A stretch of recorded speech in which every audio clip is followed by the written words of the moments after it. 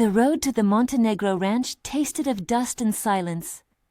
Maria Fernanda sat stiffly on the worn bench of the wagon, her fingers knotted around a small square of white cloth, the last thing left to her that had belonged to her mother.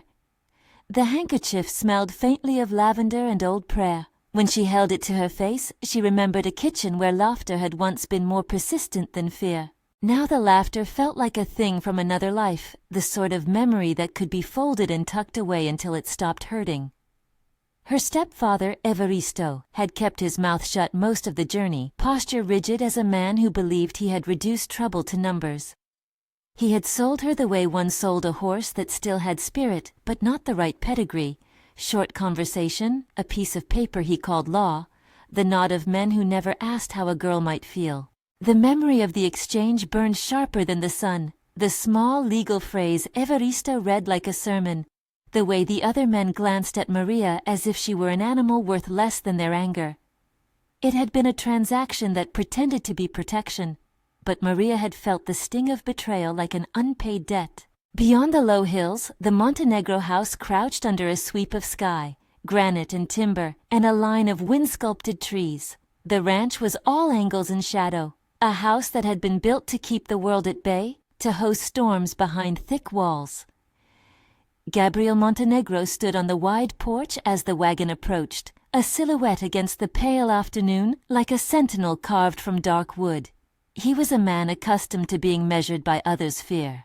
Today, when he looked at Maria stepping down from the wagon, his gaze was even and unreadable, an appraisal cold and quick.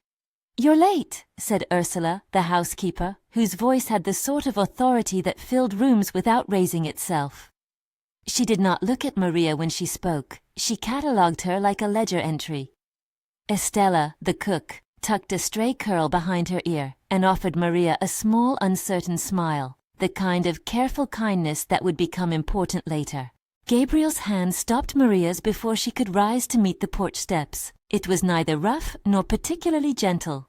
"You will take what is offered and make no trouble," he said, speaking as a man setting rules for animals and people alike. His words were crisp, a line drawn through the air. He did not call her by name until later. At first she was the girl, the new charge, distinctions that suggested she might belong to no one. He explained the arrangement once with the plainness of a ledger. "This is not a marriage of affection," he said. The sentence landed like a flat stone. "I will not touch you against your will. I will keep you alive." His vow was not a promise of comfort or softness. It was a vow forged from necessity, a boundary drawn to keep something ugly away from the house and to place a shield between her and some other hand that might claim her. Maria felt the words as both a relief and an insult. Relief because a man in charge could, with a mood and a glance, prevent other men from claiming what had been taken from her. Insult because the term still made her feel like a thing whose survival was subject to someone else's ledger. She met his eyes, not with pleading, but with a steadiness she had learned in a life that required small acts of courage. "I understand," she said, though that understanding was not acceptance of being purchased. They set her to a room that looked out over the corral, a small chamber with a narrow bed and a single chair that had seen better summers. On the mantel rested a portrait of a woman whose presence seemed to command the room, a faded painting in an ornate frame. Anna Sophia, Gabriel's wife, dead before Maria had even learned her name. The portrait watched Maria as if recording whether she would be worthy of the house's silence. When Maria unfolded her mother's handkerchief and smoothed it on her lap, she felt the portrait's eyes land on her like a verdict. The first hours at the house were a study in etiquette and humiliation. Ursula's instructions were given as if Maria had been negligent by existence alone. She taught the girl which knives to use, which linens could be stained, and which were to be ironed until they shone. Estella moved around them with the patient swiftness of someone who had learned to hold the house together with nothing more than steady hands and the hum of a stove. She slipped Maria a piece of stale bread when she thought no one was looking, and later a bowl of hot beans.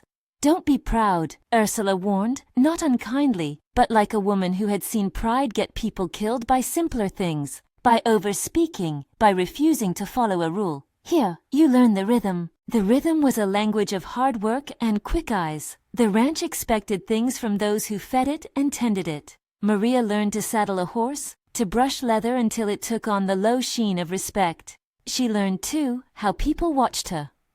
The foremen pretended not to curve their gaze toward her, and then did it. The girls in town gave her looks that were crowded with questions and disdain. Letitia, the daughter of a rancher who kept her place in society by polished nails and thinner smiles, made sure to pass through the kitchen with a tray and let slip enough sweetness in her voice to sting. The rumor mills of the valley clanked and whirred. They had not yet ground her down, but their teeth were sharp. Maria did not flinch away from work. She would not be an inert thing. In the quiet hours before dawn, she would tuck her handkerchief into a drawer and fold her hands until the ache behind her ribs eased. When children from neighboring homesteads ran by and shouted greetings, she returned their shouts with a practiced brightness that cost her something small each time. The house held its own politics. Benito, the foreman, had the kind of pragmatic respect that could be worn like a hat. He kept the men in line and respected Gabriel's orders with a loyalty that was more habit than heart. He watched Maria with the same suspicion he extended to any new force under the sun. He offered a nod and sometimes a curt instruction, but nothing warm. Estella, in the kitchen, softened her words when she spoke with Maria, and from time to time she would pry a corner of her apron and tuck a flour-dusted hand into Maria's palm as if to pass courage across. At night, alone in the small room, Maria listened to the house breathe. Doors settling, a horse stamping, someone far off calling a name she didn't yet know. The portrait of Anna Sophia angled in the lamplight and watched. Maria would sometimes talk to the handkerchief against her lips and try to force the memory of her mother's voice into the shape of a song. The ranch was a place of duty. Gabriel's rules were plain. Her shame, however, made other rules, those that tried to shrink her so the house might like her better. Days passed with the steady grinding of routine. Then one morning when the valley tasted of rain and the sky seemed a promise to be decided, Maria's patience collided with a sudden loud animal panic. Children from a nearby homestead had come riding to the corral, boys with laughter like thrown stones, and a small boy no older than 8, named Luis, who loved everything that moved. A mare had been tethered, its flank shiny with fear. Someone had left a gate unlatched. A loose horse, startled, bolted through the corral, nostrils flaring, hooves scouring for purchase on the soft earth. The boy Luis, clutching the mare's reins with all the seriousness of childhood, clung on until his small hands could no longer hold. Maria saw the motion first, saw the arc of panic that could end in smashed ribs or worse. Something not planned rose in her chest, a quick, hot thing that did not ask for permission.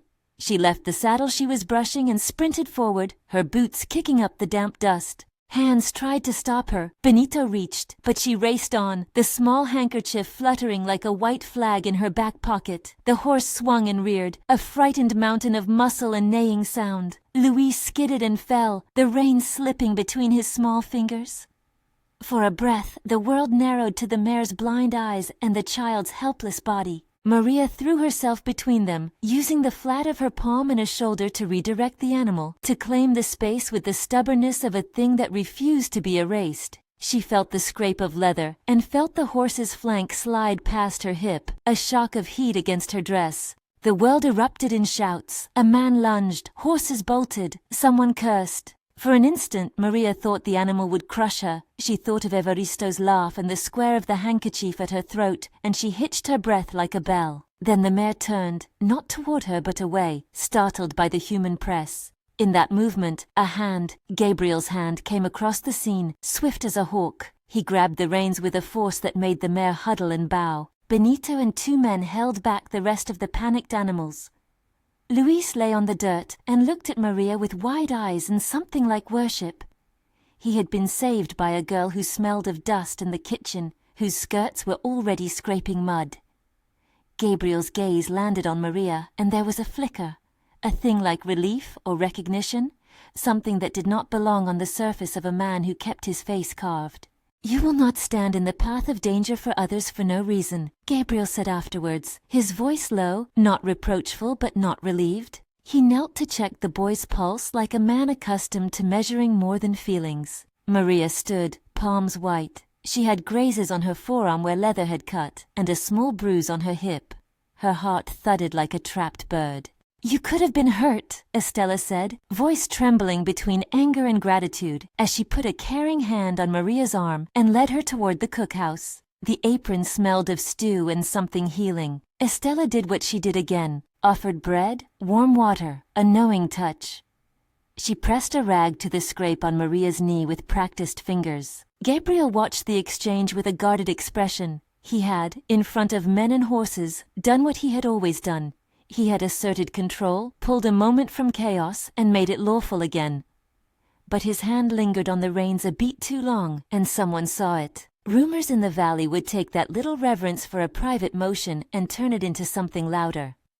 For now, though, the moment simply hung between them like breath. Later, in a quiet room at the back of the house, Gabriel descended into a private motion he seldom allowed. He retrieved a thin bottle of whiskey, uncorked it, and poured a measure. His hands shook the way they did when he had come back from the stable at night to find a loose gate and a wet bed. The portrait of Anna Sophia watched him as he swallowed the burn. He thought of duty, of the reasons he had made the transaction with Evaristo, of how the law had been a net to hold up against men with darker intent. Duty had kept the house standing when grief would have wanted it to fall. But that day, he had seen Maria moving in a way that irritated the neatness of his rules. She had acted without permission, without thought of consequence to herself.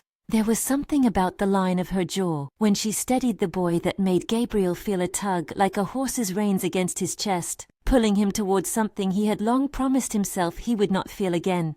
The wound care scene became a small ritual. Estella cleaned Maria's cuts with firm gentleness, softening the sting of leather and dirt with the cool application of water. As she worked, she told stories in a low, steady stream, tales of children who had once been dragooned into trouble and returned home with laughter like the clink of coins.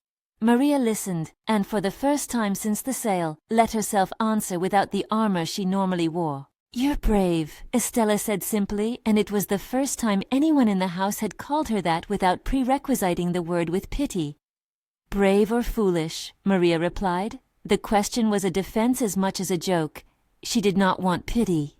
She wanted perhaps the right to make her own faults. The men who had watched from the corral murmured approval at Gabriel's control, and the women's gossip in town later would put new adjectives to the event. But inside the house the immediate consequences were quieter. Gabriel walked past Maria's door and paused, half-turned, fingers finding the frame as if steadying himself. He had given his rule, no force, no possession, and now he found himself measuring the line between duty and the small forbidding desire that had warmed his chest when he saw her throw herself between a child and a runaway horse. He had been a man who kept to obligations.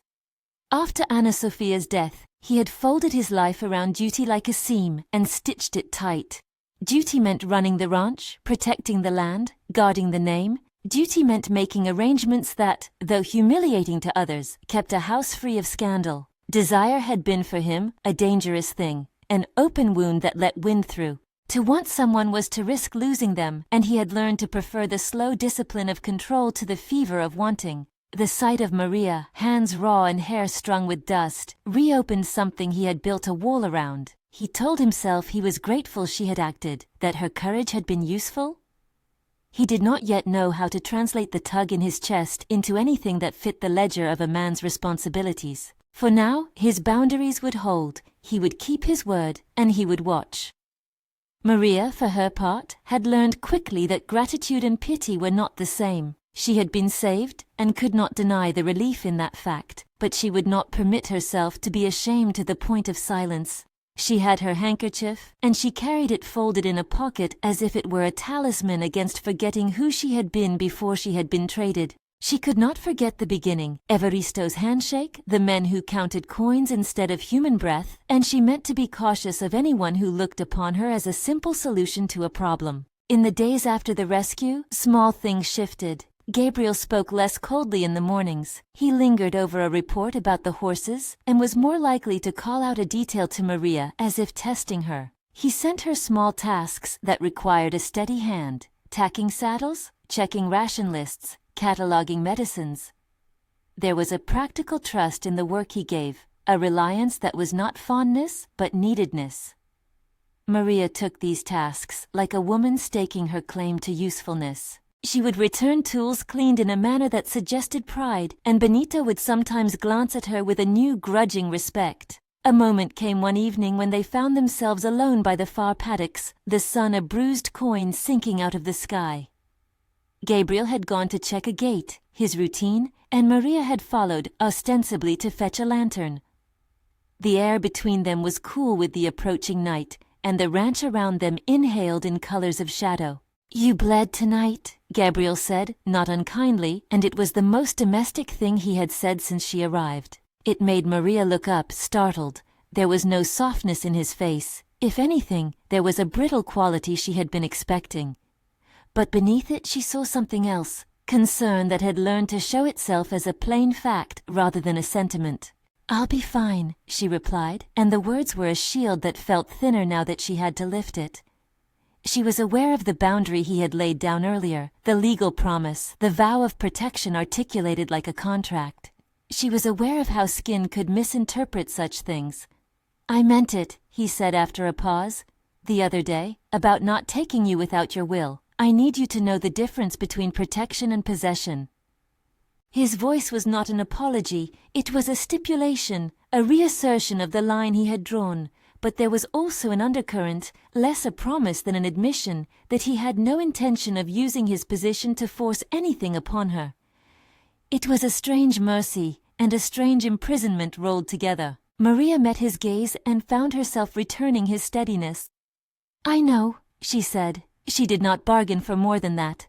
The words were true, but she felt the coil of something else tightening in her chest. The impossible human inclination to lean toward a person who had, in a way, just saved her. That night she slept with the window cracked, listening to the distant lowing of cattle and the house settling like a creature comfortable in its own size. The handkerchief lay folded at her pillow like an illicit memory. Her body still carried a map of tiny aches, but her mind had new contours traced by the morning's chaos and the day's small acts. She was not a thing to be traded, she told herself. She had hands that could steady a child. She had choices, small ones, carved out in the space between stepping down from a wagon and learning the rules of a house. Outside, the ranch folded itself around the night. The portrait of Anna Sophia watched from the hallway, and somewhere in the dark, Gabriel wrapped his hands around thoughts he could not yet name. Duty for him was as natural as the calluses on his palms. Desire for him was a risk he had sworn would not be taken twice. And yet, like a dust mote caught in a shaft of late sunlight, the thought of Maria had begun to stir the air within him, shifting the meaning of duty toward an unfamiliar edge. He told himself he would be careful. He told himself there would be no confessions, no cheap solace. He would obey the law of the house and keep to the ledger. Maria woke early before dawn the next day, pulled on a rough shirt, and walked the estate paths she had been instructed to learn. She tied and untied the knots, checked the feed bins, and thought of the boy Louis sleeping in his small bed at the neighboring homestead, of the way his hair had been plastered to his temples with sweat. In the quiet, she mended a seam in a saddle blanket and touched the handkerchief at her chest, where it lay folded like a quiet promise. When she returned to the kitchen, Estella met her with a bowl of stew and a look that had the weight of a confessor and the warmth of a grandmother. "You have a way with trouble," Estella said. "Don't let it make you less yourself." Maria folded the words into her pocket and kept moving. The ranch would demand obedience, but it would also exact small payments of courage. She had paid one of them and lived. The ledger of her life had changed pages. Across the house, Gabriel opened his desk and unfolded a paper map. He traced routes and fences, places where men had been known to lose more than their horses. He thought of Evaristo in the trade. He thought of the men who counted things and called them justice. He told himself again the reasons he had stretched his duty into a shield. The need to keep the estate from ruin, the need to honor a name, the need to prevent other hands from seizing what the valley had not earned by honest labor. Yet in his mind's margins was the image of a girl with a handkerchief pressed to small cuts and a boy who had looked at her with something like faith. The image was inconvenient. It did not fit neatly on his maps. Desire, like so much else, was an unwelcome variable. If you love character-driven Western romance, tap like and subscribe. The days lined themselves into tasks and the nights into small reckonings. Sometimes Gabriel would find himself watching Maria in the orchard where she mended fences, the way her hands moved sure and decisive. Sometimes he would catch himself thinking of what it meant to keep someone safe without owning them.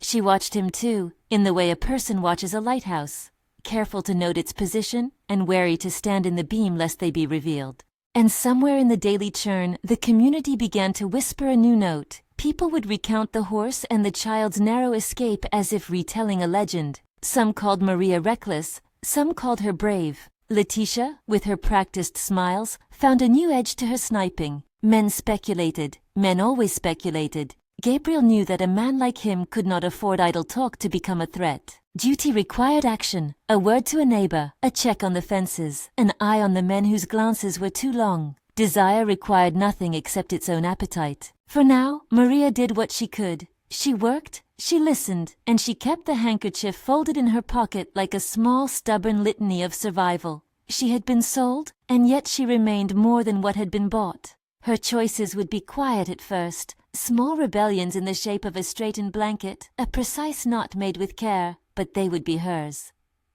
When Gabriel set about inspecting the stable that evening, he found a small bruise on the bridle that suggested the horse had been shaken more than fright could explain. He frowned, noting its place on a list of things that might become bigger. The ranch required tending, not just to fences and beasts, but to the lesser fires that kindled in men's heads when they saw what they thought they could claim. Maria glanced back from the stable doorway as he walked by. For a moment their eyes met, and the world narrowed to the browning light between them. He did not speak. He did not need to.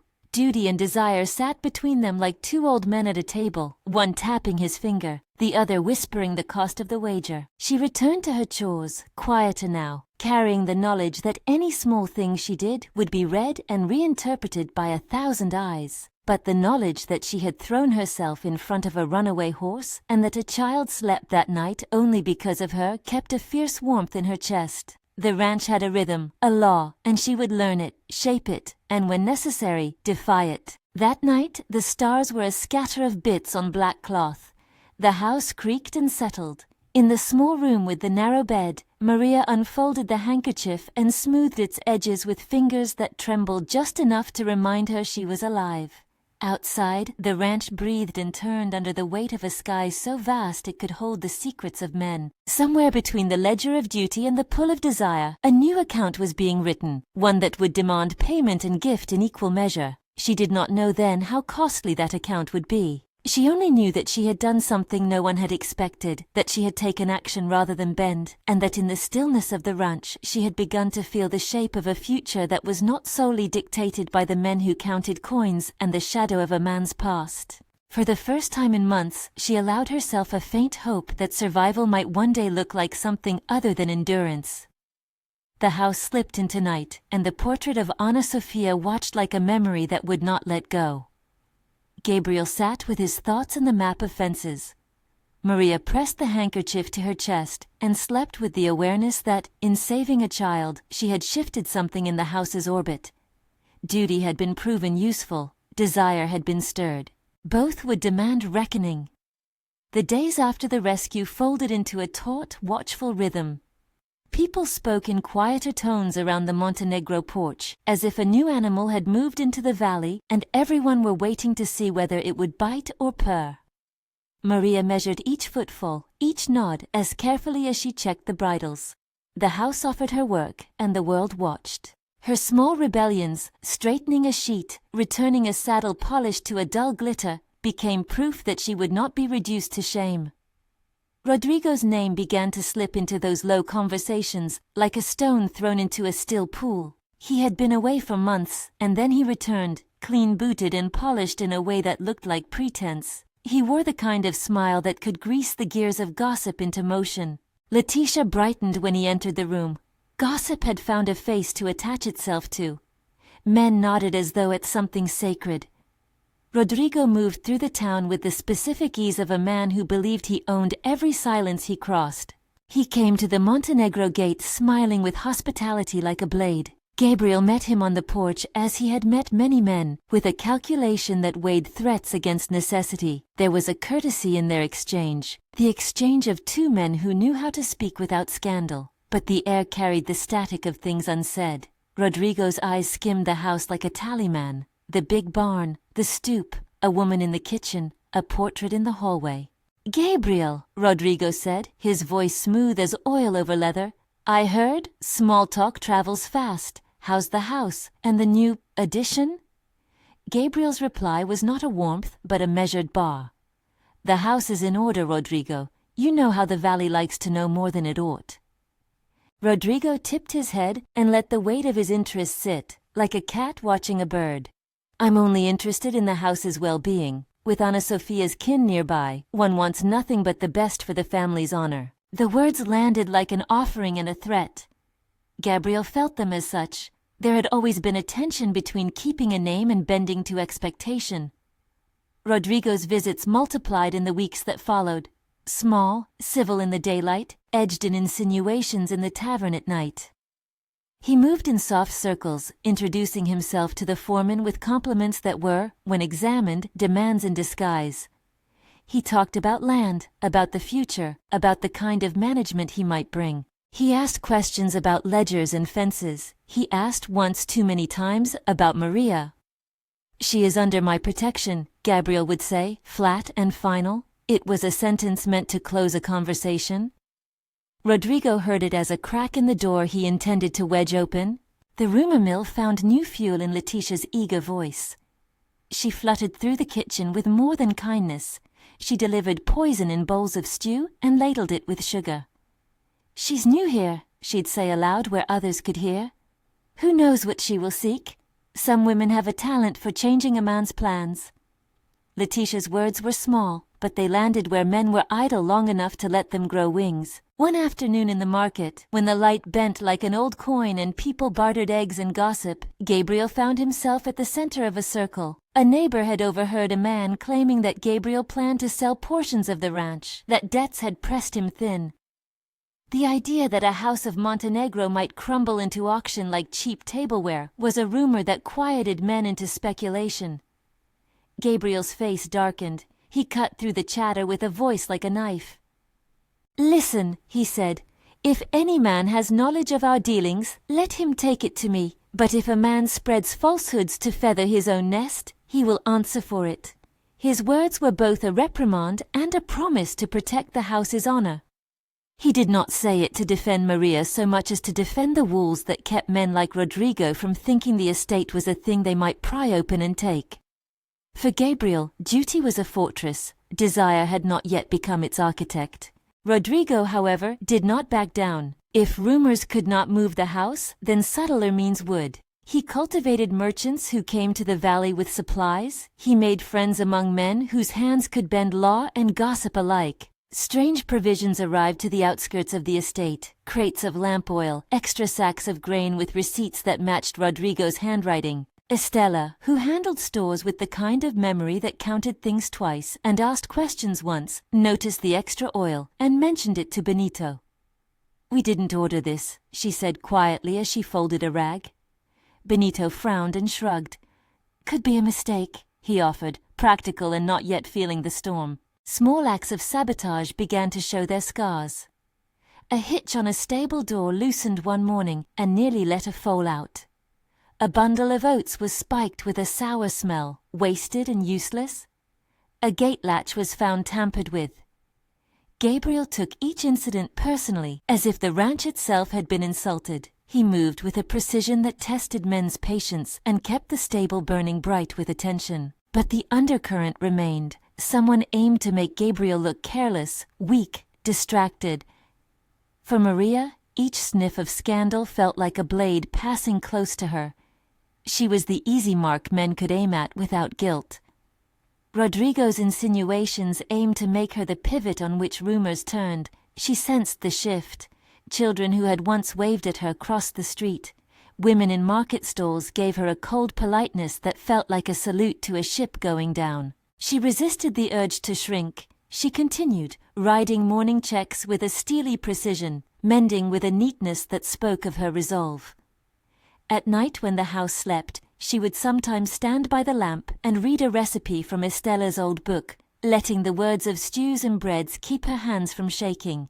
Estella would sit at the table and hum, the small sounds of regular life a cord holding her steady. One afternoon the valley's simmer boiled over. At the market, Rodrigo orchestrated an exchange with a group of men whose voices could carve rumors into law. Letitia, eager and sharp, wove an insinuation so thin it seemed like a silken ribbon that Gabriel had taken Maria under the pretext of protection only to slow his ruin, suggesting he had designs beyond shelter. Men laughed, and the laugh carried like kindling. Maria, who had come into town to collect cloth, felt fingers pointing and mouths forming words. One woman's voice rose above the rest with an accusation that felt personal. She was sold, wasn't she? Bought like a thing to fix a man's loneliness? Heat rose in Maria as it had the day a horse had thrown itself into chaos. But this time, the arena was a town square, and the beasts were human gazes. She could have turned and run. Instead, she straightened her shoulders and spoke, not with pleading, but with a force that had been forged in so many small refusals. "I was sold," she said, "not in consent, not by choice, but I am not property now. I will not be treated as such." Her words landed with an awkward silence, a new shape in the market. Some men shifted, not used to a woman speaking bluntly in public. Rodrigo's smile thinned into a shadow. He tried to laugh it off, to redirect attention. "We're only discussing what the valley thinks best," he said. His voice coded each syllable to prevent offense. Gabriel, who had come into town chasing a rumor, reached the market as this exchange broke. His presence blocked light and words. He did not shout. He did not swagger or demand. He stepped in with a tone that carried the authority of a man who had the law and the land behind him. "You will leave her alone," Gabriel said, and his voice left no space for argument. "You will not spread lies or make a spectacle of another person's suffering." Rodrigo bristled at the public correction. "You are quick to defend," he said, chin up, trying to play the injured party. "Conflating charity with weakness might be hazardous to your reputation." Gabriel's hand found the small of his back, as if for a moment he needed the weight of something familiar. "This isn't about reputation," he replied. "It's about decency. There's a line. You cross it, and you'll answer for whatever follows." In town the tilt changed. Men who had been chewing on gossip glanced sideways, unsure whether to continue. Rodrigo felt the sting of being put in place in public, and began to show an impatience that could be mouthed outward as charm, but cut inward like a splinter. He smiled too widely at Letitia, who watched the exchange with a hunger to be part of the story she had helped start. The public defense shifted the pattern in small ways. Gabriel's protection had always been present, but when it was exercised openly, it made a clear boundary for the community. For Maria, it was proof that she had an ally who would stand up, not to possess her, but to ensure the valley could not chew her up and swallow her. For Gabriel the act was another ledger entry, duty affirmed in public. But within him something uneven moved, when he saw the way Maria's jaw hardened and how her eyes flashed with an anger that was not meant for him. He realized that his protection had to be matched by a deeper respect. That night, back at the ranch, the house held the glitter of lamps and the minor daily chores that marked a home. Gabriel walked the darkened halls and stopped at the portrait of Anna Sophia. Her painted eyes were softer in the lamplight. The frame's gilt had begun to dull. He thought of the last night in the stable, the image he had long kept like a wound in the middle of his palm. The stable had been a place of routine and work. It had also been the place where the accident had stolen his wife. He had spent years cataloging what he could have done differently, how he might have turned a movement into prevention, how he might have chosen to stay. His guilt had become the architecture of his life. He had said to Maria that he would not take her without her will. He had meant it literally, legally, morally. He had not, at that point, known what it meant to want someone again. Desire had been a foreign country he refused to enter. Yet when he saw her in the sunlight, daring and alive, the foreign soil tugged at him like summer rain. He found her in the kitchen that night scraping a pan. Estella was at her elbow, humming something that might have been a lullaby. Gabriel did not intrude on their rhythm. He waited until Maria had finished, and then, with the casualness of a man arranging a ledger, he asked if she could meet him by the far paddock at dusk for a riding lesson. Maria blinked. "A lesson?" she said, tone guarded. "On horsemanship," he said. "On fences, simple things that will make you more useful on the ranges." There was an economy to the offer, skills in exchange for favor, and Maria accepted the practical proposal. She did not trust the softness that hummed under it. At the paddock, they rode in a silence that was not empty. The land smelled of earth and the late turn of grass, the sound of creaking leather in the small world each horse made. Gabriel watched her as she mounted, the angle of her body in the saddle a lesson in steadiness. He taught without sermon. "Lean with the motion," he said. "Use your hips. The horse follows intent." He corrected her hand when she held the reins too tight, and when she shifted the weight, the horse eased like water finding a channel. When they paused at a gate, shoulders brushing, Gabriel found his voice lower. "You contradict people," he said, a simple observation. "You don't let them make you smaller." Maria looked at him, then away. "I learned early that being small was safer," she answered. "Only it didn't save me." He listened. His hands rested on the rails, palms working the wood in a small, controlled way. "I keep things small by rules," he admitted. "It is how I live. Rules protect what is important, but rules are not always enough." The confession hung between them like a lantern in half-light. It was not about love yet, but it was a fissure, an opening where Gabriel let a piece of his inner map be seen. Maria said nothing at first. She mooched a breath that was something between sympathy and curiosity. To know someone's wound is to be given a piece of power. She kept hers guarded. Over the next weeks, their lessons became a ritual. Gabriel taught Maria how to read a horse's mood, how to bend a diaphragm of leather into obedience, how to trace a fence line and predict where a breach might come from. In private, he showed her medicine he kept for the stable, a salve Anna Sophia had once used, a bundle tied with a ribbon that smelled like lavender and something older.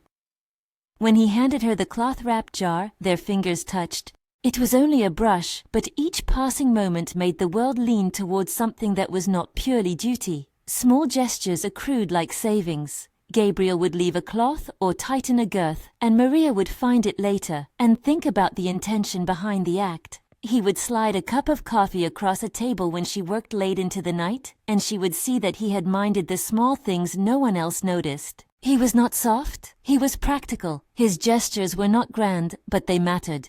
They built a new ledger, entries of attention against the weight of accusation. One night, after a long day of fence line inspection and a dinner of stew that burned gently on the tongue, Gabriel unlatched the front gate and walked Maria to the edge of the orchard. The moon was thin, and the air had a crispness that felt like a promise to be kept. He stopped and finally spoke in a way he rarely did, without the armor of authority or the ledger-bound language of orders. "There's something you should know," he said, and his voice had a vulnerability that startled them both. "About Anna." Maria's hands found each other, fingers twisting the cloth of her skirt. She had suspected there were stories he kept like relics. "You told me a little," she said. "That she died in the stable." He nodded. The moon picked out the ridge of his cheekbones, and for a moment he seemed narrower than she had seen him, less a wall than a man with a small torch. "She slipped," he said slowly. "There was a lantern knocked low, a wind that shouldn't have been. It was winter heavy. I wasn't there. I had gone into town to argue with a man about payment, something foolish and small, and when I came back, Anna was gone." He swallowed, as if the sound might have been something he needed to get out. "I built my life after that night on ways to prevent that loss from happening again. Duty became an armor. I told myself that with enough order, I could stop the randomness of misfortune. But guilt is a different thing. It isn't fixed by fences or ledgers. It sits under your ribs and tells you are responsible whether you are or not." Maria listened. For once, Gabriel let the words unspool without defense. She felt the weight he carried, a man who had tied himself to a past he could not change and had used duty to circumscribe his life. To love, then, would mean risking another loss, and a man like that had built a fortress to avoid such an outcome. "I do not want to make you a project," Gabriel continued, as if to push away a thought Maria had not yet made. "You are not a part of any plan to mend my guilt. You are not a bandage I purchased. I swore that from the beginning. I will not let anyone treat you as property. Not our name, not anyone. But I cannot promise I will not feel. That is for you to choose." Silence filled the space between them, thick as fur. Maria turned her face to the moon and felt its cool hand on her cheek. The revelation softened nothing of the hurt that had been done to her. It only made the house's interior clearer. Gabriel's words were a confession and a caution both. He wanted to be honest before the slow work of what might come if they allowed themselves to trust each other. They walked back through the orchard beneath a canopy of scent and shadow, each step small and measured. Inside the house, Doña Ursula was awake, watching the world in the way she watched linens, attentive to detail, spare of words.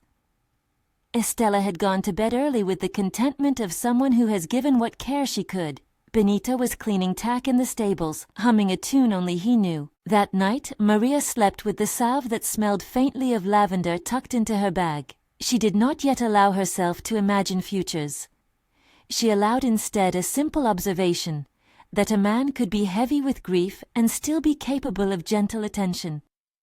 She understood, in a small way, that duty could exist in partnership with desire, and that the harm lay in allowing duty to smother the possibility of care into a ledger line. If the confession had been a turning point, the valley had not yet forgiven Rodrigo. His impatience grew into action. He understood that if he could not make Gabriel appear weak or careless, he could make the house feel unsafe, so that reputations might shift and bargains could be made in the brittle light.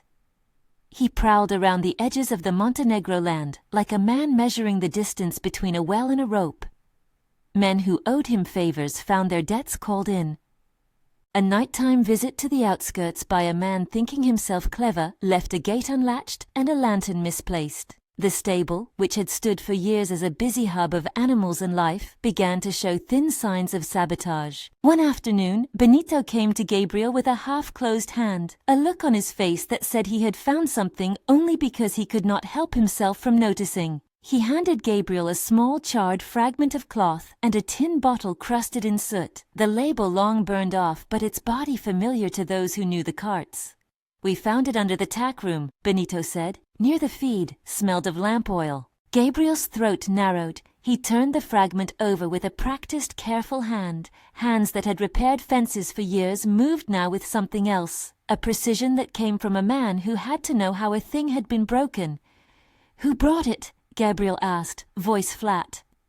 Benito shrugged as if to say the world was full of questions with no answers. No one saw a face. But someone was around late the other night. Folk heard? He stopped. Gabriel did not need the rest. That night, Gustavo, a saddle maker from the neighboring homestead, came to the gate carrying a ledger and a tale. "A man bought lamp oil cheap and walked away with a grin," he said. "Paid with Rodrigo's mark." Gabriel kept his expression controlled. He did not lash out. He filed each report like a man stacking wood to keep a fire from getting close to the house. He spoke to the sheriff with the kind of calm that made a man think twice about saying too much in front of him. The sheriff, a man not given to drama, promised to look into the suspicious purchases. "If there's a tendency toward arson, we will have to be practical," he said. Rodrigo's patience ran thin. He had intended a slow collapse. He had not expected Gabriel's intervening hand to be so steady.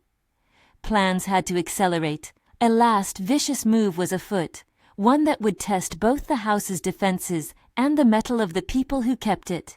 The night the fire began was the kind of night that made small sounds huge. It was near the end of summer when the air had spent its heat and the wind carried a dry, promising edge.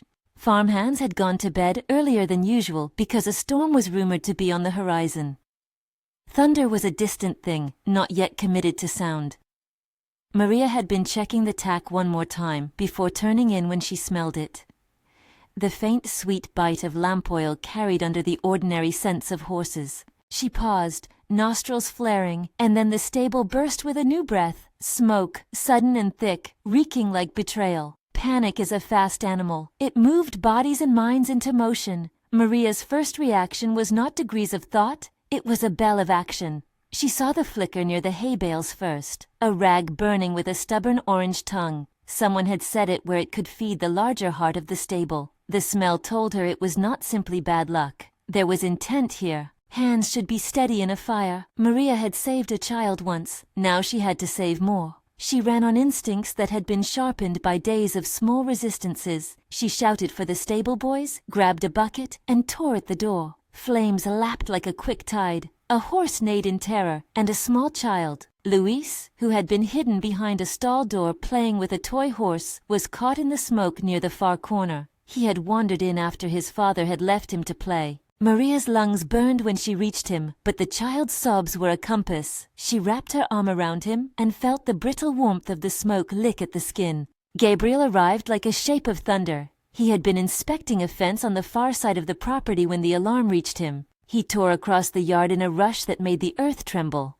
Men pushed buckets with a kind of coordinated frenzy, but the fire worked like a living thing, finding fuel in dry wood and straw. The door to the stable smoked and shrieked. Gabriel's presence cut through the chaos with authority, but it did not erase danger. "Get the hose," he barked. "Move the horses, bring the crates out, get water." Benito and 3 hands obeyed, the muscle of habit turning to action. Gabriel, without thought of his own safety beyond necessity, dove through the shifting air and smoke. He found Maria cradling Luis like a small burning thing. He grabbed her by the shoulders and rushed her through a side door that collapsed as beams groaned. The heat slapped at his face like an insult. His chest tightened as ash stung his eyes. They burst into the yard coughing and blinded by the harsh light of the flames. A horse pawed at the dirt, frantic. Maria coughed and clung to Luis, the child's small body trembling against her.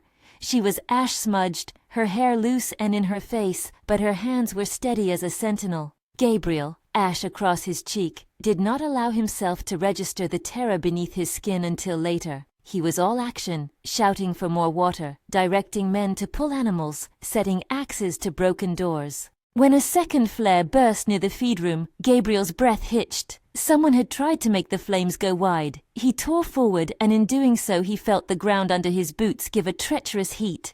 A beam above groaned and split. His head knocked the edge, cutting a skerrick of skin. He did not cry out. He did not consider himself. He was the house's hand at its moment of danger. They got Luis out.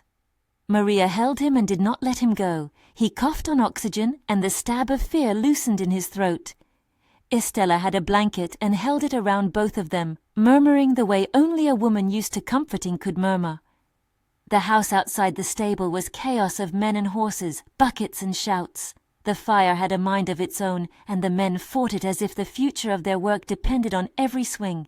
Then someone shouted, a voice ragged and thin. Another child, Alejo, the younger nephew of one of the farmhands, was trapped in a loft above, the ladder blocked and smoke thick. The stable was a maze of panic now. Beams collapsing like the throat of a cave, ropes melting, the smell of burning oil making men's eyes sting so badly they could not see. Gabriel did not hesitate. He found an old ladder and had it propped. Then he climbed, each foot an assertion against gravity and heat.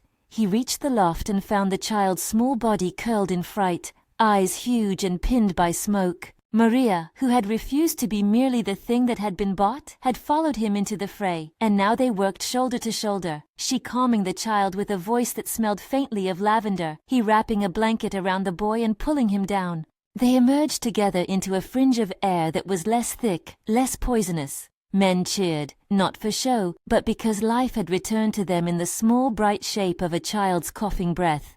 The stable, however, did not surrender easily. It blazed like a thing with its own opinion.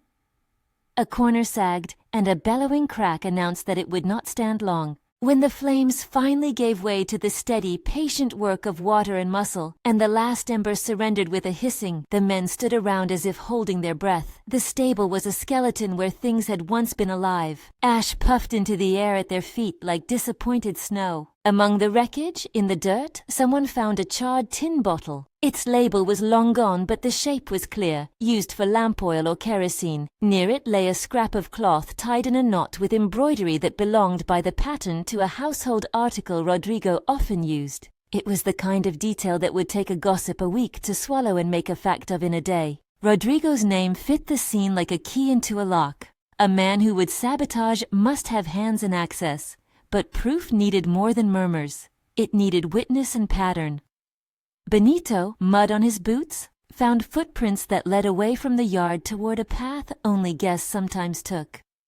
The sheriff, arriving with a steady face, took the bottle and the scrap and examined them with the look of a man given a puzzle he had to fix. The community shifted like the sun through harvest clouds. Men who had laughed at Gabriel now stared at their feet. Fingers pointed in a new direction, not at the Montenegro house, but at someone who had the motive to unsettle it. Rodrigo's confident smile faded. He tried to spin a tale about being out that night hunting, but witnesses began to speak. Gustavo the saddlemaker had seen Rodrigo near the feed room the week prior, leaving with a strange air. Letitia, trying to maintain distance, found herself in the vice of having said things that now sounded like warning. Confrontation came slow and lawful. The sheriff sought Rodrigo first with questions, then with the weight of the law that had a way of flattening braggarts into thin men. Rodrigo's belligerence earlier turned into a bluster he could not sustain when faced with physical evidence. He denied. Men who had once whispered for his favors now turned away from him with the coldness of those who prefer their safety. Gabriel, though burning and tired, did not indulge in violence beyond what the law allowed him. He wanted, with a quiet insistence, to see justice done without becoming the avenger. Rodrigo, unable to manufacture innocence, left the valley with his head lowered after a legal hearing that made the villagers choose sides. The sheriff did not carry a gun with dramatic flourish. He carried a book and a pen and a patient face, and he did what the small town expected of someone who had sworn to keep the peace. Rodrigo's departure was neither a triumph nor a neat closure. It was a necessary reprieve. In the days after the fire, the house itself wept smoke and embers. The stable was a ruin that would take months to rebuild. The animals were alive, though they bore the memory of heat in the way they shifted and snorted. The portrait of Anna Sophia had a streak of ash at the lower right corner, as if the fire's heat had tried to touch even that memory and been stopped. Gabriel spent long hours overseeing reconstruction, hands steady and clear. He was not unscarred. Neither was Maria. They both carried the thin lines of ash across their skin like medals. It was in the aftermath that truths became possible. They had saved lives together in the fire. Risk had drawn a thin rope between them that neither could pretend was not present. That rope did not mean surrender. It meant choices. One late afternoon, sitting on a pile of fresh lumber with their boots dusty and faces marked by work, Gabriel turned to Maria with an air of exhaustion that made him small and sincere. The ridge of his jaw held the day's grit. His eyes had a softness that had not been there when they first met. "When the flames took the stable," he said quietly, "I thought I might lose everything. Not because of fire, but because of what might follow. There are things a man cannot fix alone. He stopped, searching for a phrase that would not be a ledger line. Maria looked at him, waiting. She had no taste for sweet talk, and the tiredness of her muscles made speech feel honest instead of performative. "You could have left," she said simply. "You could have let the house burn and left with guilt. Instead, you fought. You risked yourself." He shook his head once. "I risked myself because I could not imagine losing you. When you ran for the boy, I didn't have time to speak or measure. The thought?" His voice narrowed like a string being pulled taut. "I don't want to lose you." The sentence was small and explosive at once. It was not a declaration of ownership, but a raw admission of fear. Maria's heart stuttered, not because she had wanted the admission as a proof of worth, but because the man who said it had spent years making himself a safe, contained vessel. For all his rules, he had revealed his fear. "You won't lose me for lack of trying from my side," Maria answered, and her tone stung with truth and an offering. "I will not be easy, but I will not run. I don't want to leave what I've begun here." They did not fall into an immediate embrace. Intimacy in their new map was not a fevered collapse, but a deliberate placing of pieces. Gabriel took her hand, not with possessive hunger, but with careful reverence, their fingers laced, ash meeting skin. The contact was warm, an acknowledgement that they had both been tempered and found strength. Slowly, as if a new ledger were being written, day by day they stitched trust into the house. They sat together for long hours discussing the rebuilding, where the new beams should go, which craftsmen might be trusted with the rafters.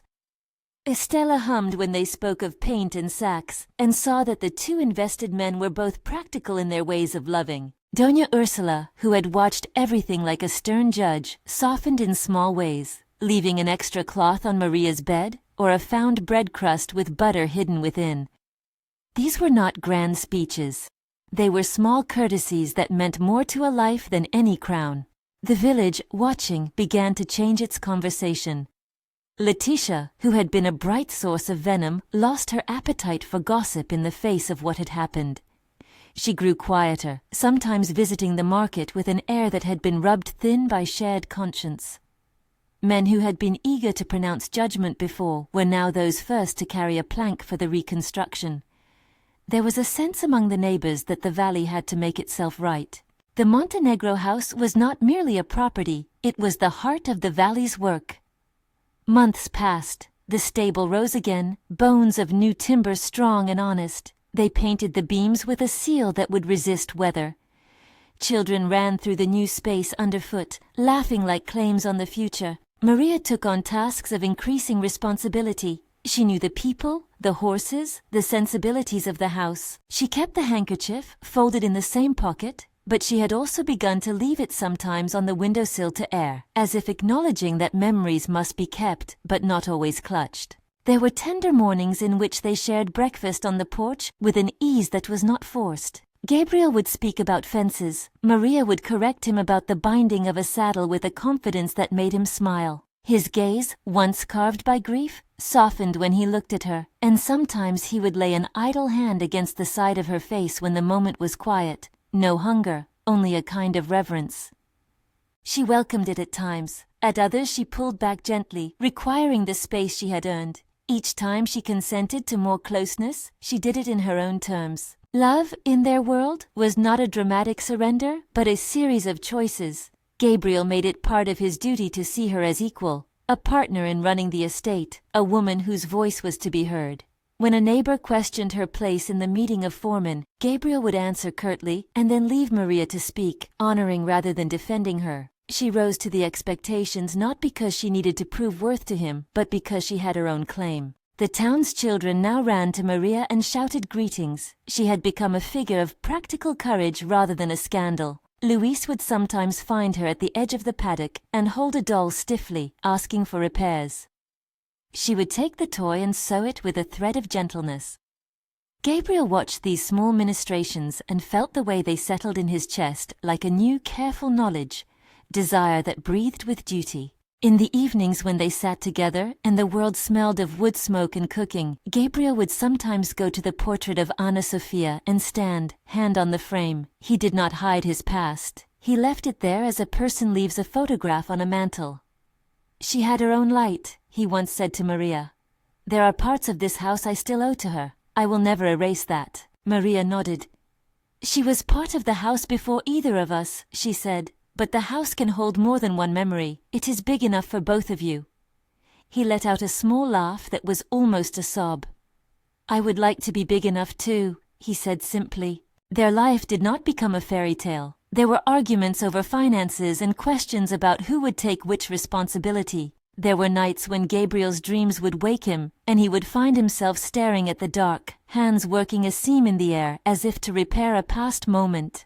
There were also mornings when Maria would find him sitting on the porch with a cup of coffee he'd forgotten to finish, and she would sit beside him and slide her hand into his, the comfort of the gesture making the world feel less like a ledger and more like an open ledger they both could write in. Rodrigo's absence was not a final vanishing. The small town kept him in its whisper lists. Sometimes a traveler would mention his name in a market down the road.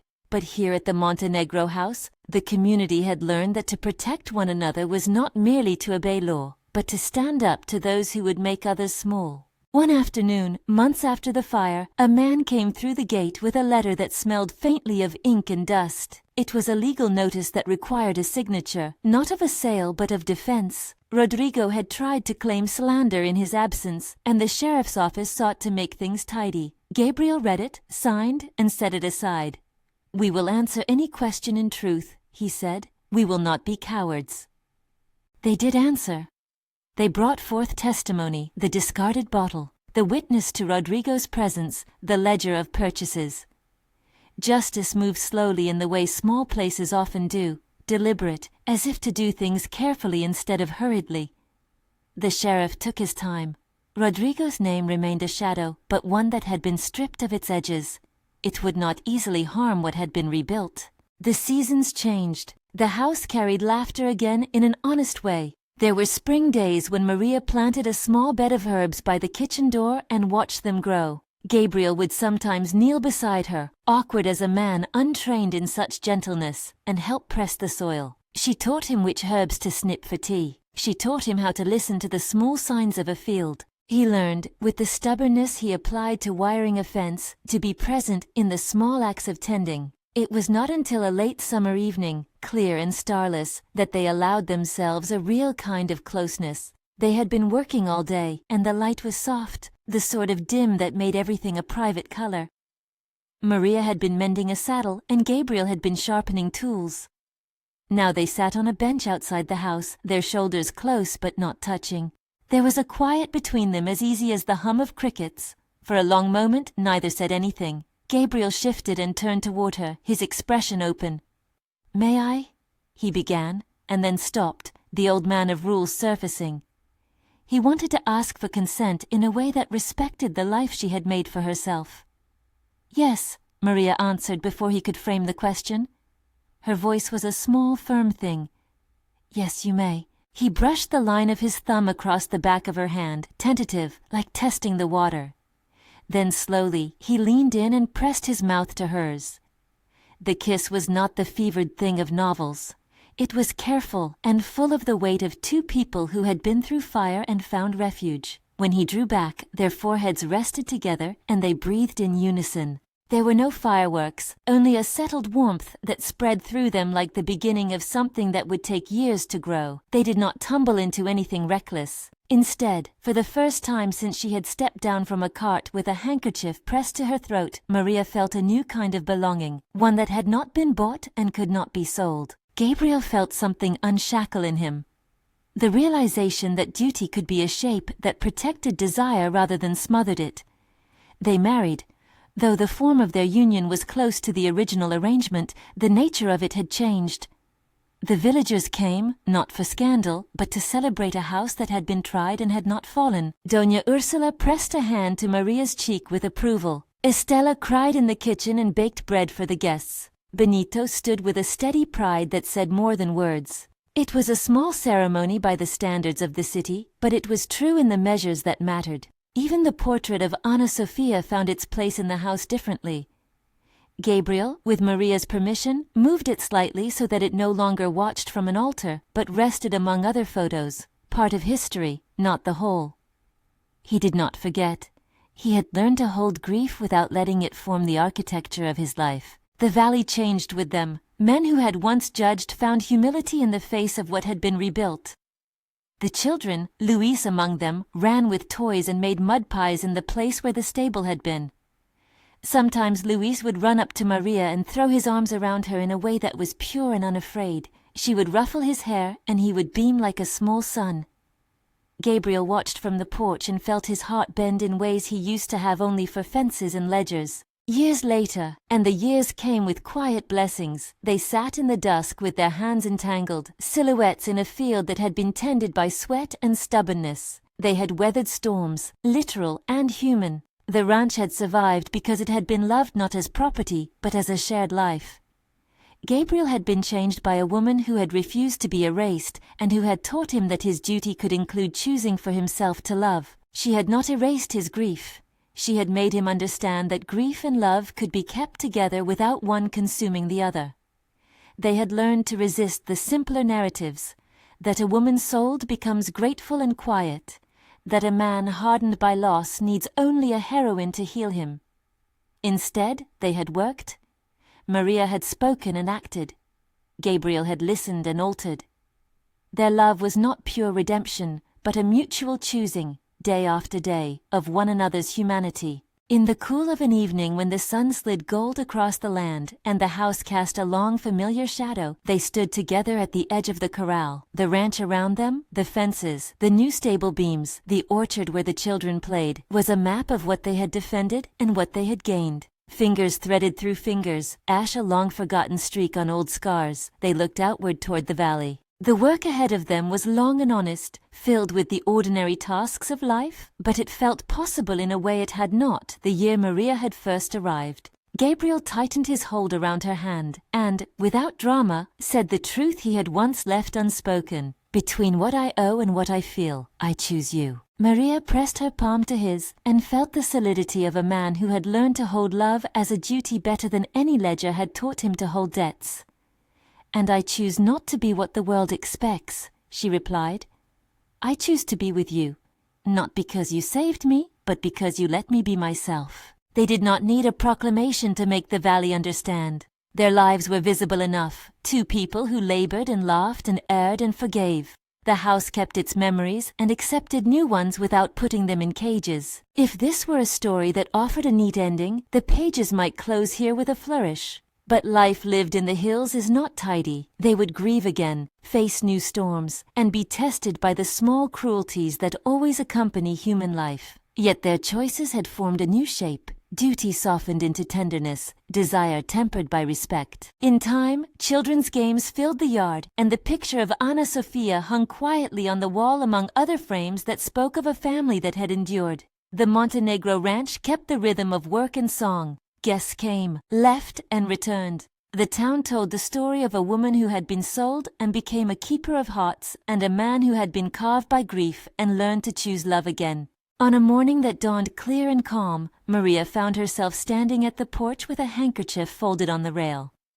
She smoothed it with the same careful fingers that had once folded it in secret.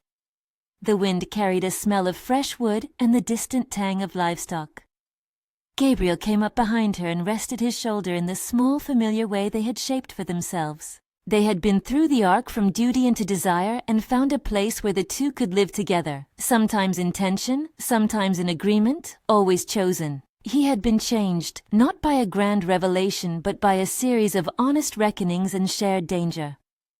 He had been taught that protection is not the same as possession, and that love, when freely given, could be a better keeper of a house than any ledger. They stood together as the ranch opened its day, two figures ash-smudged still in memory but clean in purpose. Their hands found each other and held, the future folded before them like a wide field to be sown. If you were moved by this slow-burning Western romance, leave a like, tell me which scene touched you most in the comments, and subscribe for more stories like this one.